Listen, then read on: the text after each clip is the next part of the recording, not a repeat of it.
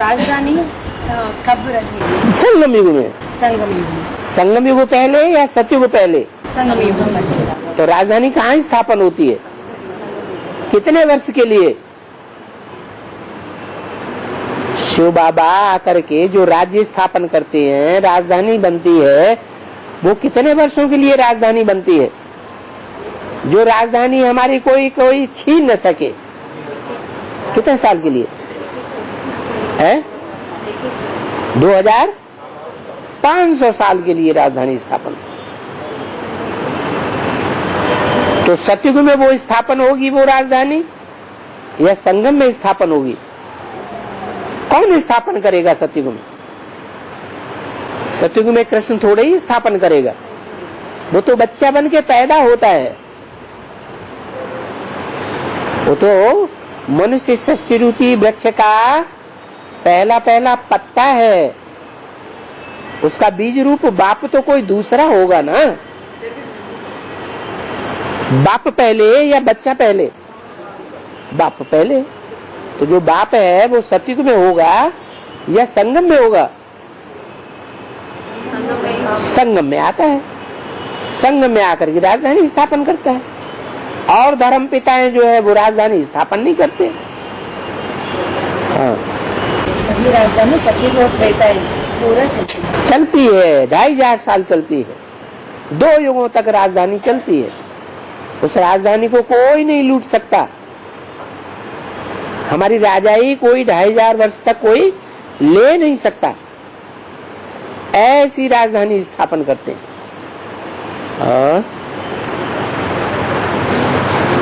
बाबा, आत्मा शरीर छोड़ने के बाद कितने दिन में दूसरा शरीर लेगी? तुरंत। आत्मा शरीर छोड़ने के 4-5 महीने पहले से ही अपने नए शरीर का निर्माण कोई गर्भ में करना शुरू कर देती है। उसके संकल्पों के, उसके वाइब्रेशन के आधार पर, जो वाइब्रेशन का गोला है, उस गोले के आधार पर उसका जो शरीर है, वो शरीर छोड़ने के 4-5 महीने पहले ही कोई स्त्री के गर्भ में तैयार होने लगता है। और वो आत्मा जैसे ही शरीर छोड़ती है, वो उस गर्भ में प्रवेश कर जाती है। ऐसे नहीं 13 दिन लगते हैं या 1 साल लगता है। हाँ, अकाले मौत हुआ होगा तो तुरंत प्रवेश नहीं कर पाएगी गर्भ में, भटकती रहेगी। और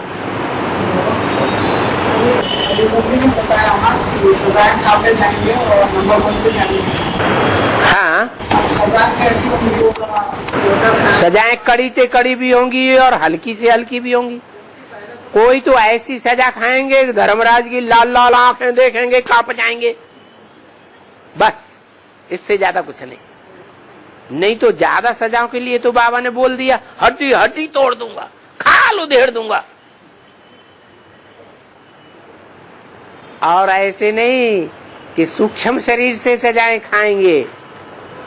नहीं, जिन आत्माओं को, ब्रह्मा सरस्वती जैसी आत्माओं को सूक्ष्म शरीर है, वो सूक्ष्म शरीर वालों को भी अगर पाप कर्म रह गए हैं तो स्थूल शरीर में प्रवेश करा के सजा दूंगा। ऐसे नहीं सूक्ष्म शरीर से सजाएं खत्म हो जाएंगी।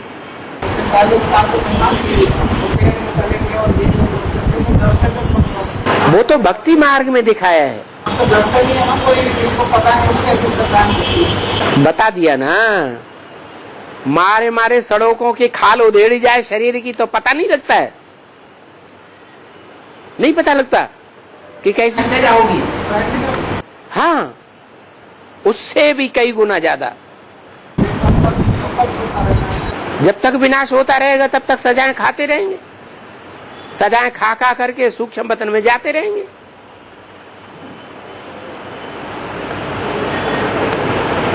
और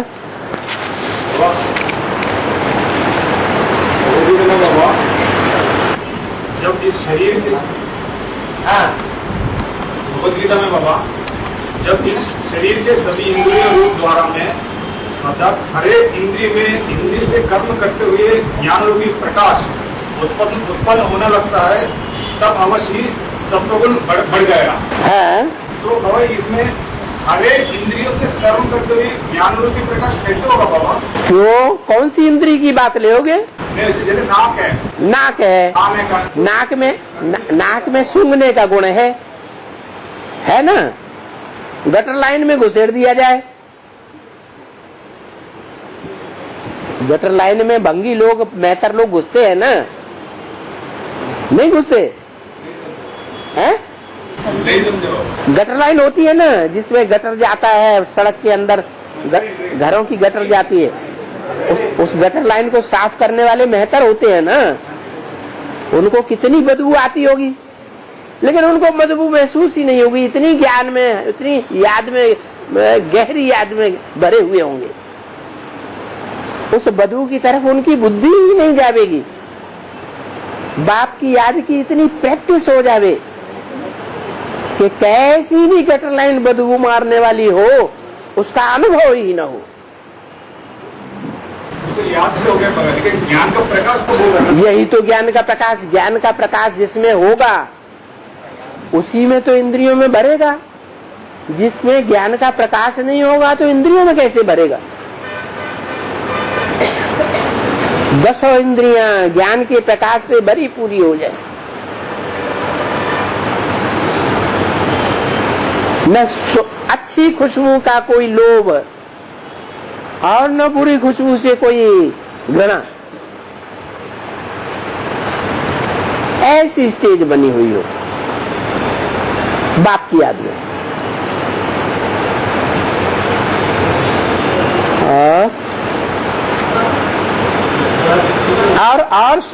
और शिव बाबा की स्टेज नहीं देखी। शिव बाबा की स्टेज, शिव बाबा क्या बताते हैं?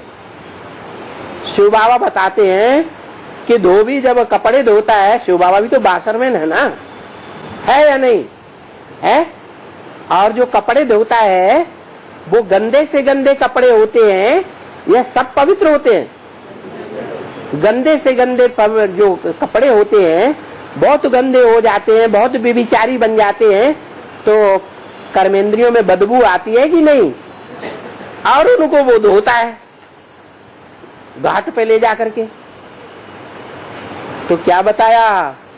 वो धोबी लोग क्या बोलते हैं? अरे बोलो ना, हो राम। बुद्धि कहाँ जाती है? राम की ओर जाती है। तो ऐसा बासरमैन भी है। और तुम कहते हो ये कैसे होगा?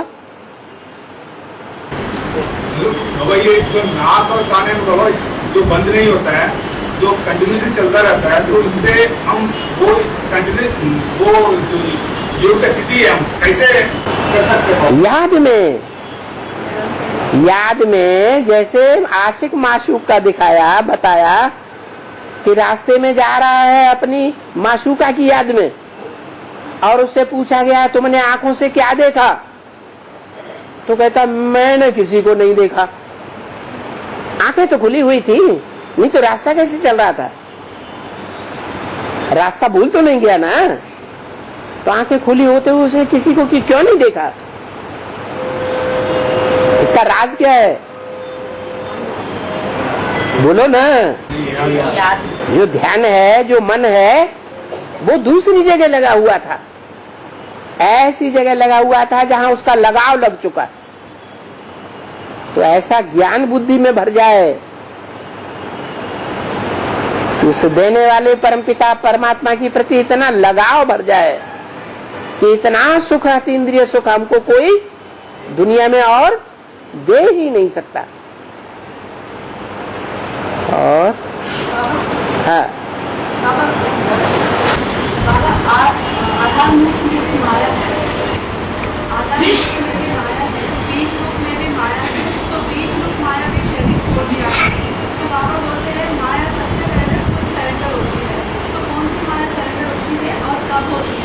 पहले तो बीज रूपी सरेंडर होगी ना।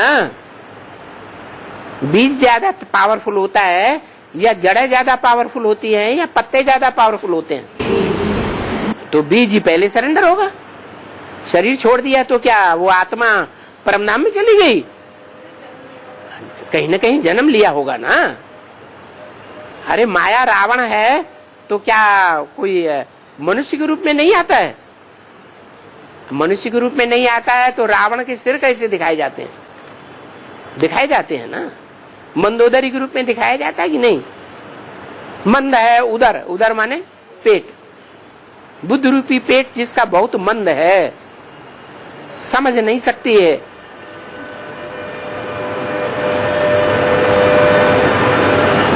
कि मामेकम याद करो का महत्व क्या है? मामेकम कैसे याद हो सकती है? एक का ही संग करेंगे तब मामेकम याद होगी कि अनेकों का संग करेंगे तो मामेकम याद होगी? तो ये बात माया की बुद्धि में नहीं बैठती। और నటరాజ్ కి కింద బాలుడిని చూపిస్తారు. నటరాజ్ కింద బాలుడిని చూపిస్తారు. బాలుడి మీద డ్యాన్స్ చేస్తున్నట్టు నటరాజ్ చూపిస్తారు. దాని పేరు అర్థం नटराज छोटा बालक के हाँ हाँ ऊपर जो नटराज है वो जो नाच नाचता है, नाच नाचने वाले को नटराज कहते हैं। वो रुको, वो नटराज जो है नटों का राजा है, नाटक करने वालों का राजा। सबसे बड़ा नाटक करने वाला कौन है? शिव बाबा। तो जिसे को तुम नटराज समझते हो वो शंकर की आत्मा नहीं है। किसकी आत्मा है? हैं? शिव बाबा की आत्मा है। और वो शिव बाबा किसके ऊपर डांस करता है? कोई में प्रवेश करता है कि नहीं है? हाँ, तो वो बालक दिखाया गया है, बालक बुद्धि, जैसा बताओ वैसा ही समझने वाला, अपनी बुद्धि न लगाने वाला, क्लियर बुद्धि, बच्चा बुद्धि। तो कौन हुआ बालक? है ब्रह्मा बाबा बालक हो गया। और ओ कोई और भी रूप दिखाया है डांस करते हुए कि नटराज का ही शास्त्रों में रूप दिखाया है? हैं? अरे कृष्ण को यमुना नदी में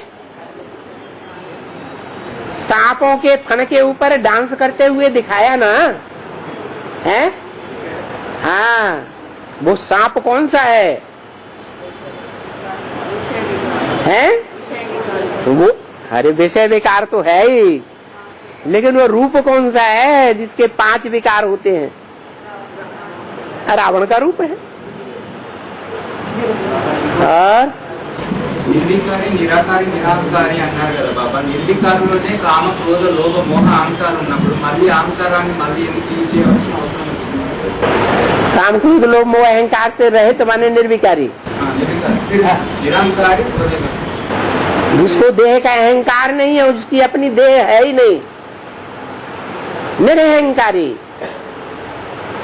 माने देह जैसे हमारी है ही नहीं। जैसे शिव बाबा के मंदिर में लिंग रखा हुआ है, वो लिंग जो कार्य कर रहा है उसको अपनी देह का भान है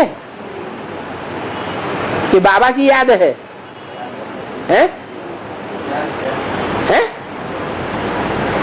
जो लिंग जलाधारी में रखा हुआ है वो शिव बाबा की याद में है। शिव बाबा ही उसे याद है या जलाधारी का सुख याद है? शिव बाबा याद है। ये स्टेज है। देह का भान नहीं। देह माने अहंग, मैं देह हूं, ये अहंकार, देह का अहंकार है ही नहीं। जैसे शिव को देह का अहंकार नहीं, ऐसे शिव समान जो बनता है शंकर, जिसका नाम शिव के साथ जोड़ा जाता है, वो भी पुरुषार्थ से ऐसी स्टेज बना लेता है तो उसको देह का अहंकार रहता ही नहीं, इसलिए उसका लिंग पूजा जाता है। लिंग माने शरीर। निर्विकारी में अहंकार भी आ जाता है ना, निर्विकारी में अहंकार भी आ जाता है, निरहंकार। निर्विकारी में विकार है, और अहंकार भी इसमें आ जाता है। अहंकारी माने देह अहंकार, दो अहंकार, वो अहंकार अलग। मैं ऐसा हूँ, मैं वैसा हूँ, मैं कैसा हूँ, मैं राजा हूँ, मैं विद्वान हूँ, मैं पंडित हूँ, आचार्य हूँ, मैं धर्मपिता हूँ, वो अलग। लेकिन देह का अहंकार, वो देह का अहंकार एक शिव को नहीं है, बाकी इस दुनिया में सबको है। हाँ, पुरुषार्थ से कोई शिव समान बन सकता है। जो शिव बाबा का विरुद्ध है कि मैं तुम बच्चों को क्या बना के जाता हूँ, आप समान बना के जाता हूँ। जैसे मैं निराकारी हूँ वैसे तुमको भी, जैसे मैं निरहंकारी हूँ वैसे तुमको भी निरहंकारी बनाता हूँ।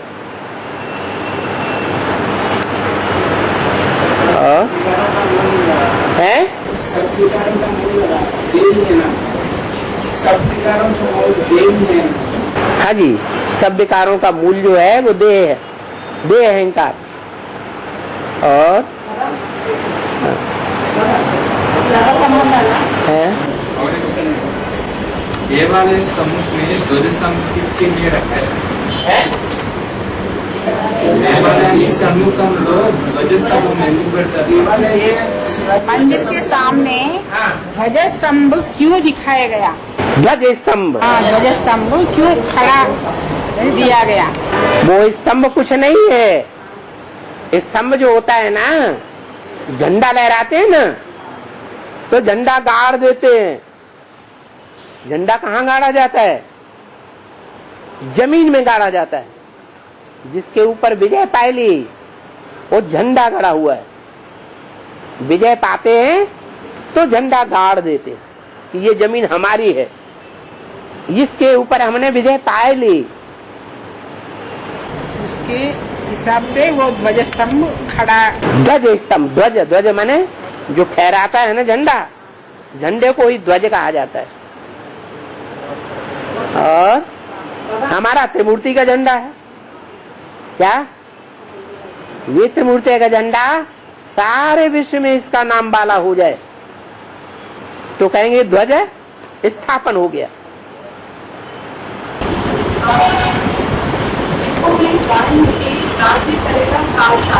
है जी।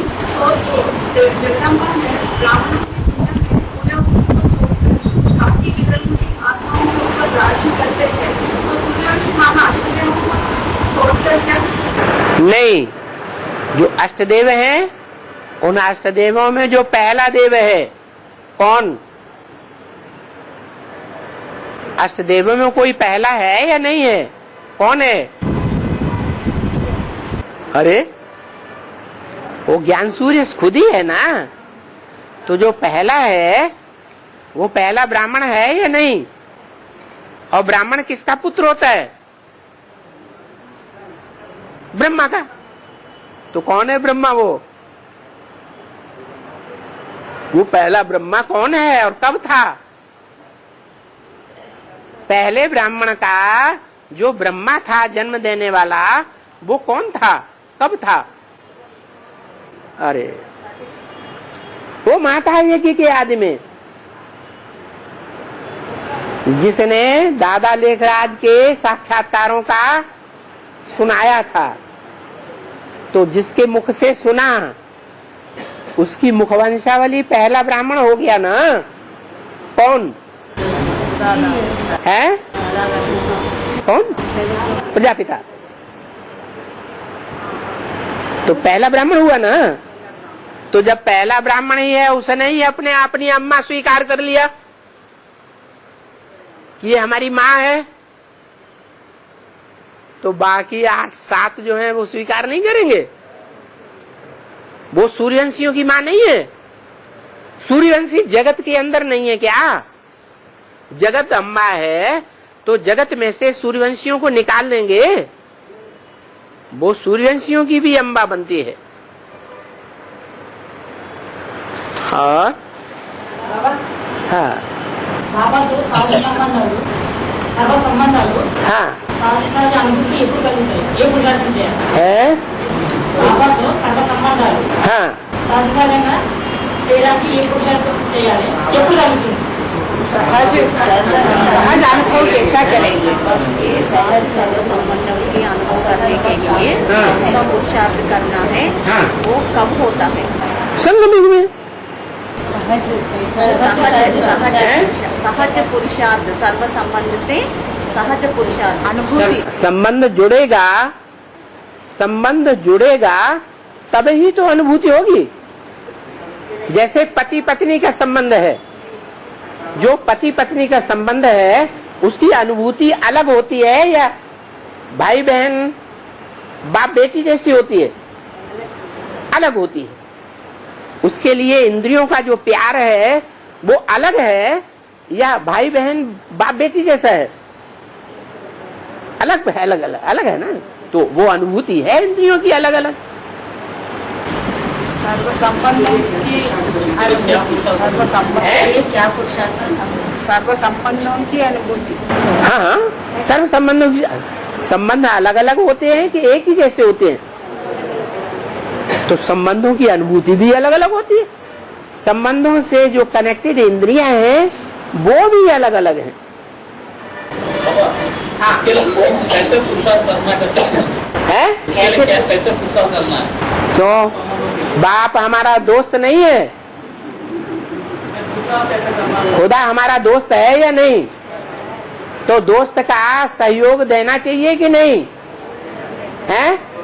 जो पक्के दोस्त होंगे वो जी जान लड़ा करके दोस्त को साथ बनाएंगे, साथी बनाएंगे या नहीं बनाएंगे?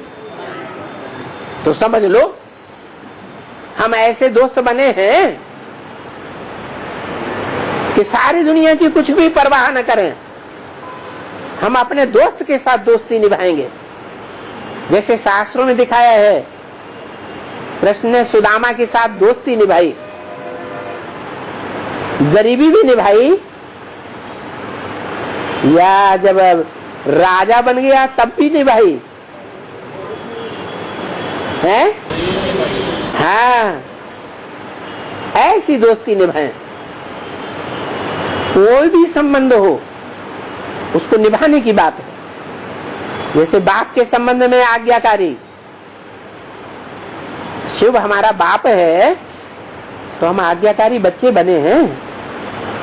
जैसी जैसी आज्ञाएं वो मुरली में दे रहा है, श्रीमत दे रहा है, उन आज्ञाओं का मैं फॉलो करता हूँ या नहीं करता हूँ? अगर नहीं करता हूँ तो मैं पक्का बच्चा नहीं हूँ, आज्ञाकारी। बच्चा वो जो बाप की आज्ञा को माने। ब्रह्मा बाबा के 2 बच्चे थे। ब्रह्मा बाबा उन बच्चों को अपना बच्चा नहीं माना। क्यों नहीं माना? क्योंकि वो अवज्ञाकारी थे, बाप की आज्ञा को फॉलो ही नहीं किया। तो बाप के संबंध में आज्ञाकारी हो, पत्नी के संबंध में वफादार हो, टीचर के संबंध में ईमानदार हो। जो पढ़ाई उस पढ़ाई को पूरा ध्यान से पढ़ना, ईमानदारी से पंक्चुअल और रेगुलर रहना। तो टीचर और शिष्य का, स्टूडेंट का संबंध है। गुरु का और चेले का संबंध, उसमें फरमान बरदार। जो गुरु का फरमान हुआ, जी हुजूर, ना करने का सवाल ही नहीं। बाबा फिर अभी अमृत उठते हैं, हाँ, फिर निद्रा आ जाते थे। वो तो जितना गुड़ डालेंगे उतना ही मीठा होगा ना। मीठा उतना ही होगा जितना गुड़ डालेंगे। मतलब ये है, जितना हम तन की शक्ति ईश्वरीय सेवा में लगाएंगे ईश्वर के कार्य में उतना ही ईश्वर हमको मददगार बनता है। बाबा तो कहते हैं मैं सर्वसेवल बच्चों को याद करता हूँ, तो इतनी सर्विस करते हैं 8 घंटा। जो बाप कहते हैं कि बच्चे 8 घंटा सेवा करनी है, लौकिक में 8 घंटा हो जाएगा, है? लौकिक में 8 घंटा हो जाएगा। लौकिक में 8 घंटा सर्विस करते हैं, कंपनी में वो लौकिक है ना, वो अलौकिक ईश्वरीय सेवा तो नहीं है, वो तो पेट की सेवा है, वो तो आपके रथ की सेवा है, स्वार्थ की सेवा, वो परमार्थ की ईश्वरीय सेवा तो नहीं है। 8 घंटा ईश्वरीय सेवा करते हैं या नहीं? नहीं करते हैं तो नींद आएगी। बाबा आपको याद नहीं करेगा, बाबा सर्वसेवल बच्चों को याद करेगा। और जो सर्वसेवल बच्चे होंगे वो याद न भी करें तो बाबा उनको याद दिलाएगा, खटिया हिलाएगा, उठो। अभी ऐसे पीछे वाला के घर में आके हंगामा कर रहे बोलता है कि आपको हैदराबाद में आने के लिए है, हैदराबाद में आने के लिए बोल रहा है, आप लोग किसी को बताने का नहीं है। हाँ, वो तो आते ही है हैदराबाद में, अभी भी हैदराबाद से आए। हाँ, अभी चौटोपल रहते हैं, चौटोपल। बाबा ये अपनी बात बाबा ये अपनी बातें कर रहे हैं, ये जहाँ पर रहते हैं ना उनके बारे में बोलते हैं कि तुम्हें हैदराबाद में रहने नहीं देंगे। कौन नहीं रहने देगा? वाला बोलते हैं एकदम आने के किसी को आने का बंद कर दिया क्या? अभी भी आते हैं कि नहीं आते हैं? अभी हाल का है अपनी बात कर। तो जब बाप के लिए है तो तुम्हारे लिए नहीं होगा?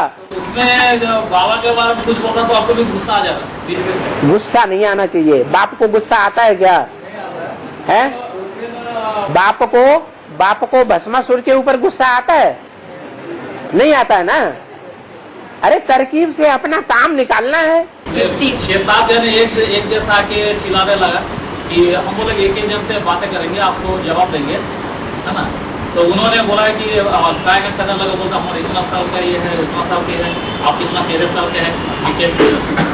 तो हम बोले कि आप मतलब काहे चिल्ला रहे, तो वहाँ जैसे कि घर से मुख से निकल गया। तो फिर उनको गुस्सा आ गया, तो फिर आपको चमाट लगा, हमको कैसे बोल रहे उसको, गुस्सा आ गया।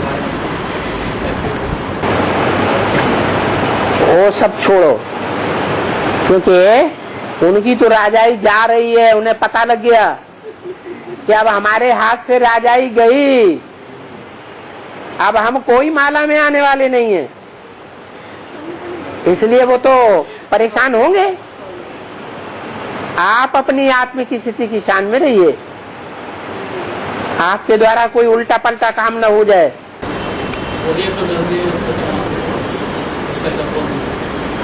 वो तो आपकी राजाई चट करना चाहेंगे कि आप बाहुबल पर उतर आए, बाहुबल वाले विनाश को पाएंगे। उन्होंने धमकी दिया था कि आपको ये करेंगे, जेल में डालेंगे, केस कर देंगे। तो क्या हुआ? हमारा लौकिक पर कोई नहीं है, तो मेरे बच्चे में बोल जाए कि आप क्या करेंगे, मेरा फादर ऐसे करके बोले नहीं, तो वैसे चिल्लाते हुए किया थे। ठीक है, हाँ जी। और हाँ जी, हाँ जी। నాలుగు సింహాలు చూపిస్తారని, 3 సింహాలు అంటే బ్రహ్మ విష్ణు శంకర్. విష్ణు శంకర్, ब्रह्मा विष्णु शंकर। 4వ సింహము దాని గురించి ఏం చెప్పలేదు, అది కనిపించదు. सिंह होता है ना, 3 ब्रह्मा विष्णु शंकर। हाँ, 4 सिंह 4 సింహాలు నేషనల్ ఎంప్లాయీస్. 4 शेर दिखाते हैं। 4 कौन है? ब्रह्मा के साथ सरस्वती और राम के साथ सीता, शंकर के साथ पार्वती। कितने हुए? 4 मुख हुए कि नहीं? 4 मुख भी हैं तो 4 भुजाएं भी दिखाते हैं। क्यों नहीं समझ में आती? उनमें मम्मा है गुप्त, पीछे वाला मुख। जगदम्बा सरस्वती को, सरस्वती नदी को गुप्त दिखाते हैं ना, तो पीछे का मुख हो गया। और काशी में कुत्ते की पूजा होती है। काशी में कुत्ते की पूजा होती है, क्यों होती है? काशी में किसी ने सुना? ये सारे काशी में जाके आते हैं। काला मंत्र बोलते हैं। अच्छा, कुत्ता क्या करता है? रुक जाओ, कुत्ता क्या करता है? हैं? अरे कुत्ता कुत्ता क्यों कहते हैं? अरे कुत्ते। जब कोई औरत नाराज हो जाती है अपने भ्रष्टाचारी पति के साथ, तो क्या कहती है? चल जा कुत्ते। तो कुत्ते का मतलब क्या हुआ? अरे बीसियों कुतियों के पीछे पड़ने वाला। उसका मतलब क्या है? उसे जो कहती है जा कुत्ते, तो उसका मतलब क्या है? अरे उस औरत का मतलब क्या होता है? हैं? यही मतलब है ना कि वो कुत्ता है ऐसा जो ढेर कुतियों के पीछे पीछे पागल बना फिरता है। तो बताओ, काशी में जो काशी नगरी है और काशी नगरी का जो काशीनाथ है असली, वो कुतियों के पीछे पागल बना फिरता है या नहीं? अभी बोलो बोलो बोलो बोलो बोलो। नहीं? अरे पागल बना फिरता है कि नहीं? अरे ये क्या? या तो हाँ करो या ना करो, या तो बात मान लो। अरे हाँ करो या ना करो, पता नहीं। अब तो पता हो गया कि काशी नगरी जो है, जो इतनी शंकर की प्यारी है, वो शंकर जी को प्यारी क्यों है? क्योंकि उसे अपना पति अगर कुत्ते जैसा भी हो तो भी उससे घृणा पैदा नहीं होती, इसलिए उसका नाम अनुसूया है। असूया माने घृणा, ईर्ष्या। नहीं तो औरतों को बहुत घृणा होती है। कुत्ते का तो एक विशेषता है, वो वफादार कहा जाए। कुत्ते को वफादार भी कहना चाहिए, कहा जाता है। कुत्ते को वफादार कहा जाता है। कुत्ते को वफादार कहा जाता है। कुत्ते को क्या कहा जाता है? कुत्ता। हाँ हाँ, जो कुत्ते का पार्ट, सबसे बड़ा कुत्ते का पार्ट बजाने वाला है दुनिया में, वो सबसे ज्यादा वफादार नहीं है।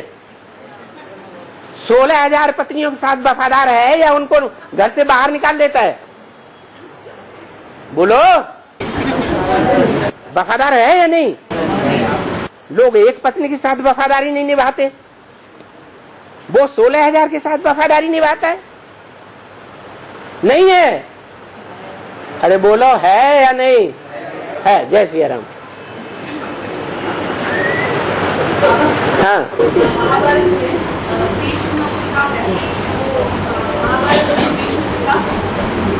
के साथ कौरवों का साइड लेता है, मगर मन में इच्छा लेता है कि पांडवों का विजय हो, मगर युद्ध करते हैं। ऐसा क्यों जानना पड़ता है कि मन में इच्छा रहता है पांडवों का जीत होगा, मगर कौरवों का साइड लेता है। और नमक किसका खाया है जिंदगी भर?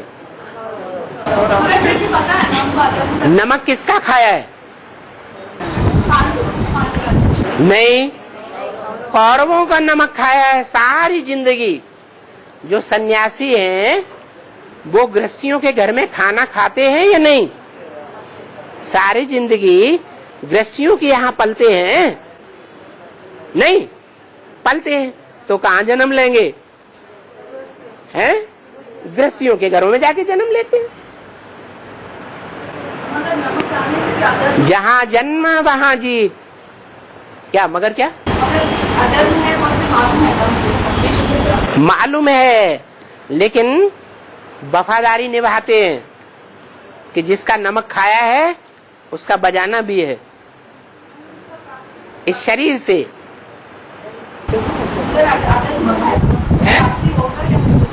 कौन पापी तो थे, पाप हुआ ना, तभी तो इतने बाण सहन करने पड़े।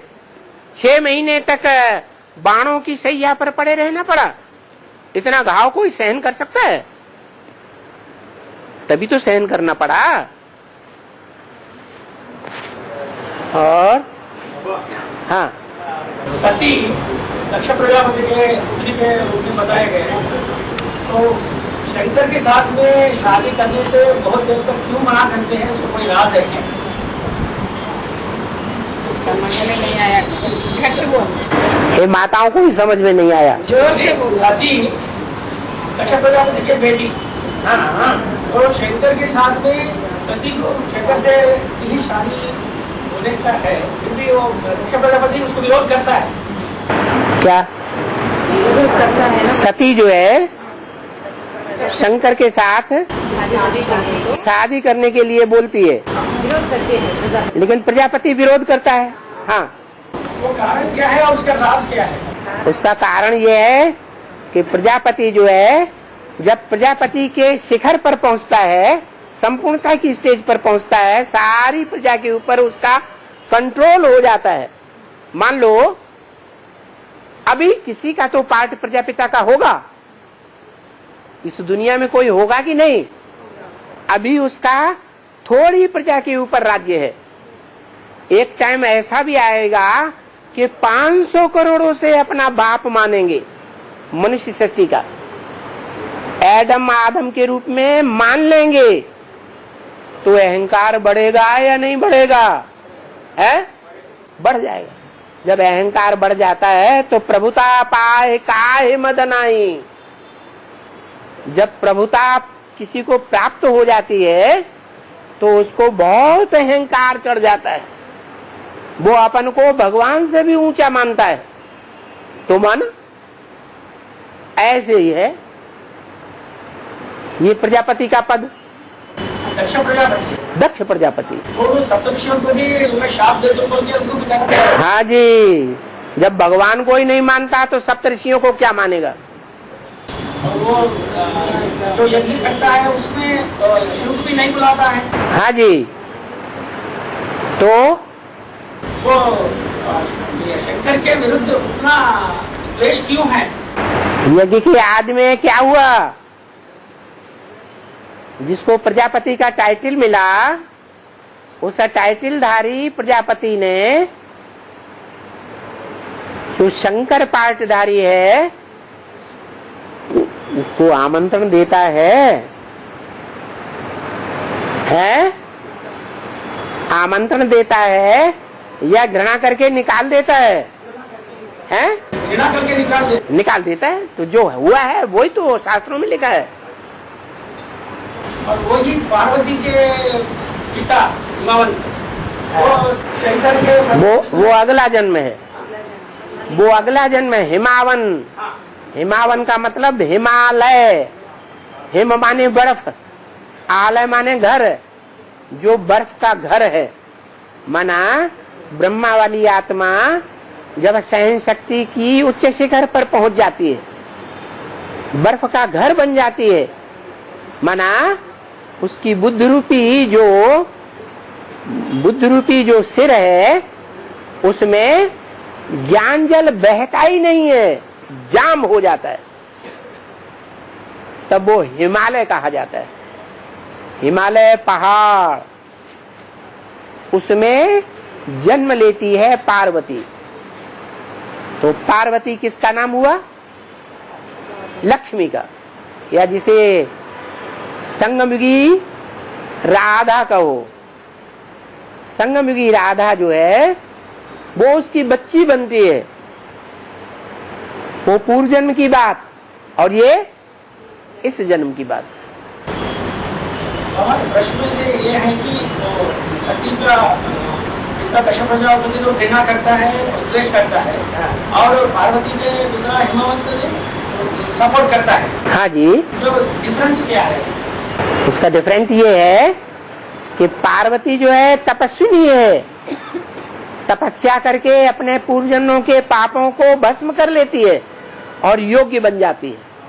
और सती योग्य नहीं है, इसलिए शंकर सदैव मना करता है कि तुम मेरे अभी योग्य नहीं हो, अभी तुम्हारे पाप सारे भस्म नहीं हुए हैं, ये अंतर है। उसके सारे पाप भस्म हो गए पार्वती के, और सती के पूरे पाप भस्म नहीं हुए। वो पूर्व जन्म की बात है और ये वर्तमान जन्म की बात। पाप भस्म कब होंगे? जब साकार में निराकार को याद करेंगे तब पाप भस्म होंगे, या सिर्फ निराकार को याद करेंगे तो पाप भस्म होंगे? तो पार्वती को ये ज्ञान हो जाता है कि साकार में निराकार ही भगवान का रूप है, शिव शंकर का असली रूप है। सती को ये ज्ञान होता नहीं, इसलिए उनके पाप भस्म नहीं होते, इसलिए वो भगवान के योग्य नहीं है अभी। ये अंतर है। गति मना क्या, सदगति मना क्या? गति मना क्या, सदगति मना क्या? गति माने चाल। चाल होती है ना, जैसे कोई चलता है पांव पांव पांव, फिर दौड़ता है तो चाल तीव्र हो गई या धीमी रही? तीखी चाल हो गई। फिर दौड़ने के बाद कोई उड़ता है तो चाल और भी तीखी हो गई या धीमी रही है? और फिर उड़ने में भी कोई हाई जंप लगा देता है। जैसे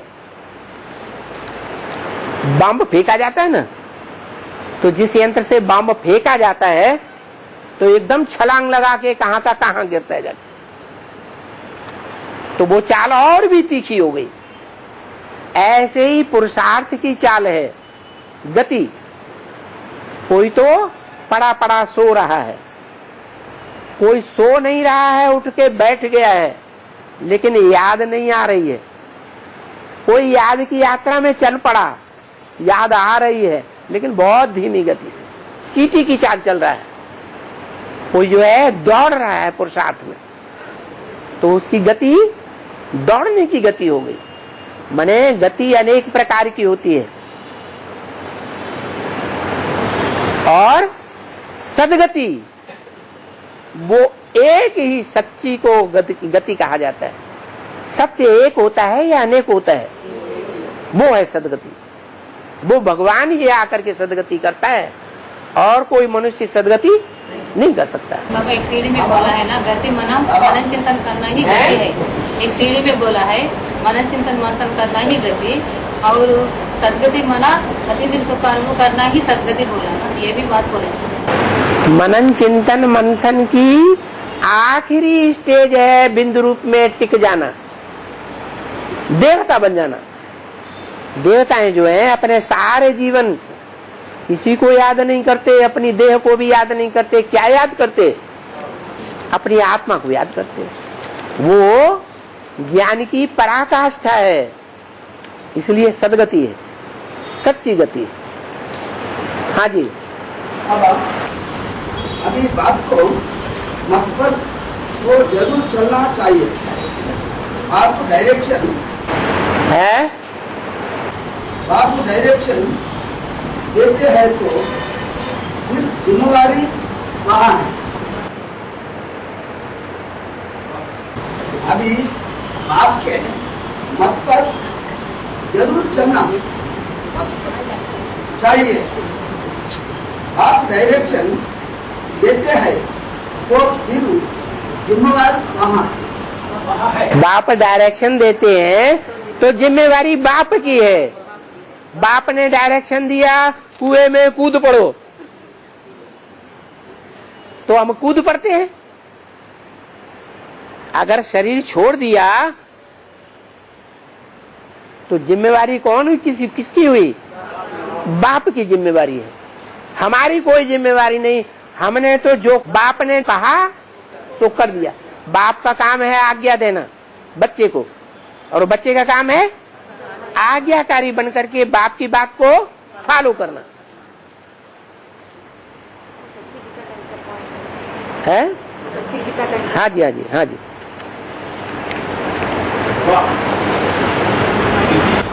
गीता में बाबा ये अर्जुन अव्यभिचारी भावना के द्वारा मैं इस भ्रांति संपूर्ण रूप में जानने, पहचानने, साक्षात्कार करने और तत्वपूर्व तब तो पूर्वक गहराई तक प्रवेश पाने का योग्य हूँ।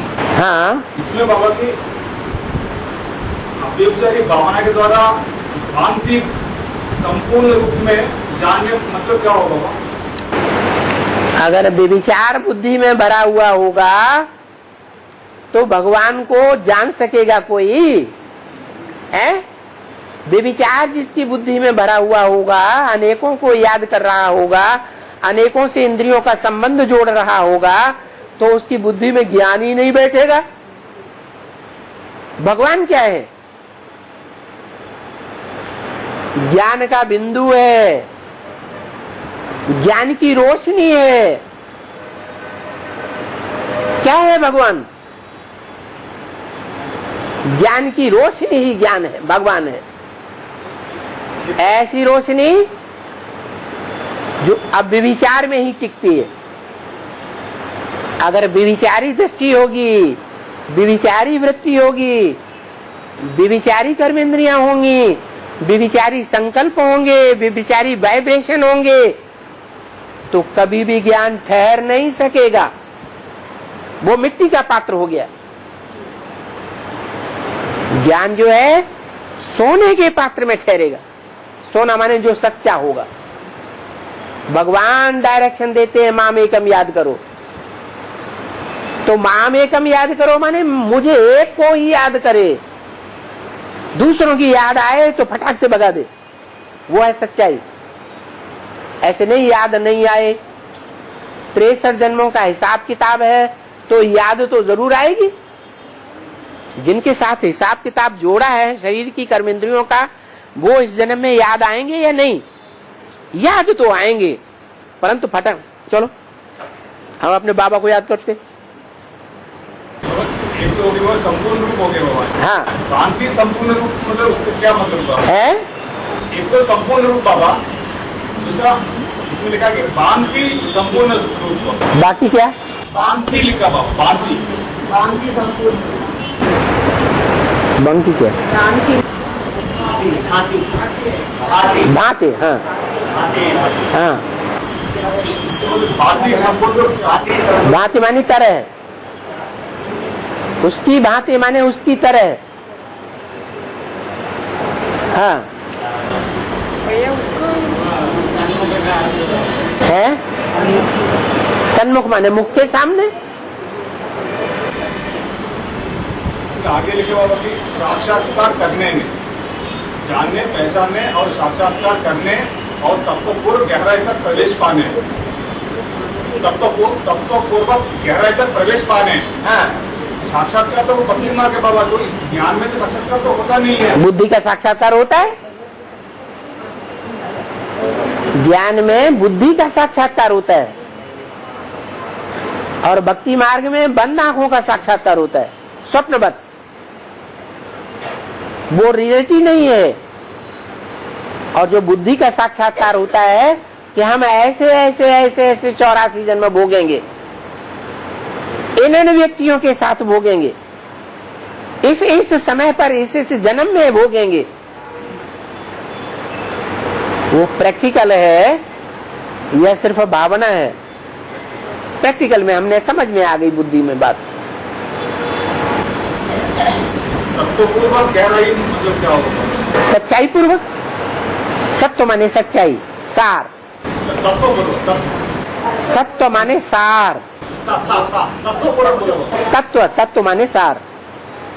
सत्य कहो, तत्व कहो, सार। बाबा इस प्रजापिता ब्रह्मा की देह में स्थित परम पुरुष, समीप से देखने वाला, कार्यों की अनुमति देने वाला, यज्ञ वर्षों का भरण पोषण करने वाला, भोग की वासना लेने वाला, महान ईश्वर महादेव और परमात्मा रूपी परम पाठधारी इस तरह कहा जाता है। क्या कहा जाता है? परमात्मा रूपी परम पाठधारी हाँ, इस तरह कहा जाता है। कहा जाता है। हाँ जी। ये त्रिमूर्ति शिव में जो नया किताब में प्रिंट हुआ उसमें बताया गया है। हाँ, तो इसका मीनिंग क्या है? एलाबोरेट में सुनना चाह रहे है? मतलब विस्तार में थोड़ा सुनना चाह रहे हैं। ये मतलब इस तरह कहा जाता हो तो किसके तरफ बताया इशारा?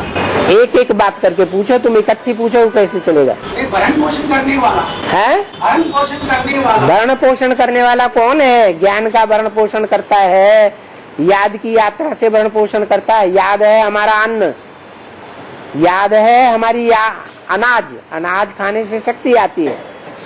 ज्ञान है हमारा दूध, दूध पीने से अनाज पचता है। तो ये ज्ञान और योग के शक्ति से हमारा भरण पोषण आत्मा का करने वाला परमात्मा है। और समीप से देखने वाला है, समीप से देखने वाला, समीप से देखने वाला, समीप हाँ, नजदीक से हमको देखने वाला वो ही परमात्मा है। कोई और मनुष्य हमको इतनी नजदीक से नहीं देख सकता। कार्यों की अनुमति देने वाला, हाँ, तो हम कार्य करते हैं, उन कार्यों की अनुमति देने वाला कौन है? एक ही परमात्मा है। हम उसके गुड्डे गुड़िया हैं, गुड्डे गुड़ियों की तरह वो हमको चला रहा है। वासना लेने वाला, वो वासना भी लेता है, ये अच्छा है ये बुरा है, अच्छा कर्म करता है बुरा कर्म करता है। भोग की वासना लेने वाला। हाँ, और महान ईश्वर महादेव, महादेव वास्तव में जैसे मुरली में बोला, कहते हैं भक्ति मार्ग में देव देव महादेव, वास्तव में वो देव देव महादेव भी मैं ही हूँ। कौन है? शिव आदि परमात्मा रूपी परम पाठधारी, परम पाठधारी, परमात्मा रूपी परम पाठधारी, परम पाठधारी। सबसे बड़ा पाठ किसका है इस दुनिया में? सबसे बड़े से बड़ा पाठ इस दुनिया में कौन बजाता है? कौन सी आत्मा है जो सबसे बड़ा पाठ बजाती है? हैं? शिव बाबा। हाँ, शिव। शिव की आत्मा जितना पाठ बजाती है उतना और कोई नहीं बजा सकता। प्रजापिता भी मनुष्य है ना, वो भी तो 10-12 घंटा सोता भी होगा ना, तो सोने में ही टाइम चला गया। कोई भी पुरुषार्थी है, उनका ढेर सारा टाइम तो सोने में चला जाता है। पुरुषार्थ क्या करेंगे? और शिव बाबा सोता है नहीं, प्रजापिता में काम करता है, तब तक प्रजापिता में कार्य करेगा। वो सो जाएगा तो दूसरी आत्मा में प्रवेश करके ज्ञान सुनाएगा, दृष्टि देगा, वाइब्रेशन देगा। अरे हिंदुस्तान में रह करके काम करेगी वो आत्मा, यहाँ रात हो जाएगी तो अमेरिका में जाकर दिन है, वहां प्रवेश करके सेवा करेगी? नहीं करेगी? करेगी। मेरे से ज्यादा पार्ट और कौन बजा सकता है? तो सबसे ज्यादा पार्ट बजाने वाला पार्टधारी कौन हुआ? शिव बाप। और हाँ, छोटी माँ को अभी तक तो बाप का परिचय नहीं मिला, एडवांस ज्ञान भी नहीं मिला, तो 76 में लक्ष्मी का जन्म कैसा होता? मेरा ज्ञान मेरे सिवाय और कोई दे ही नहीं सकता। लक्ष्मी को जो धन मिलता है, जो सबको बांटती है, लक्ष्मी को कौन देता है? हैं? फिर और कोई समझा सकता है? जो बेसिक ज्ञान में बहुत होशियार होगा, सबको पढ़ाई पढ़ा रहा होगा, बड़े बड़े हुजूम को, उसको कोई साधारण समझाने वाला समझाएगा तो उसकी समझ में बैठेगा? कौन समझाए जो समझ में बैठ जाए? बस मेरा प्रश्न ये है कि अभी तक उसको ज्ञान नहीं मिला बाप का। सही बात है। तो 76 में लक्ष्मी का जन्म कैसा है? 76 में लक्ष्मी का जन्म कैसे होता? 76 में लक्ष्मी का साक्षात्कार होता है उनको। बाप ही नहीं मालूम साक्षात्कार कैसे होता बाबा? वो भगतिन है कि ज्ञानी है? भगत है। तो भक्तों को साक्षात्कार से तुष्टि हो जाती है या ज्ञान से तुष्टि होती है? साक्षात्कार से उनको तुष्टि हुई पड़ी है। संचेतन बिना बाप के परिचय ही साक्षात्कार होता। सूरदास को बाप था तब साक्षात्कार हुआ। तुलसीदास को, मीरा को, रैदास को बाप इस दुनिया में था तब साक्षात्कार हुआ। दादा लेखराज को बाप इस दुनिया में था तब साक्षात्कार हुआ। बाप का होना जरूरी है। बोलते क्यों नहीं? नहीं। तो ऐसे ही लक्ष्मी को साक्षात्कार शिव बाबा कराते हैं। वो साक्षात्कार में जाती है और साक्षात्कार में देखती है कि मैं लक्ष्मी हूं, और उसकी बुद्धि में बैठा हुआ है कि मेरा नारायण भी इस दुनिया में कहीं जरूर पार्ट बजा रहा है, लेकिन कौन है ये बुद्धि में। जब ज्ञान आएगा तभी बैठेगा। और बाप ही ज्ञान दे सकता है। और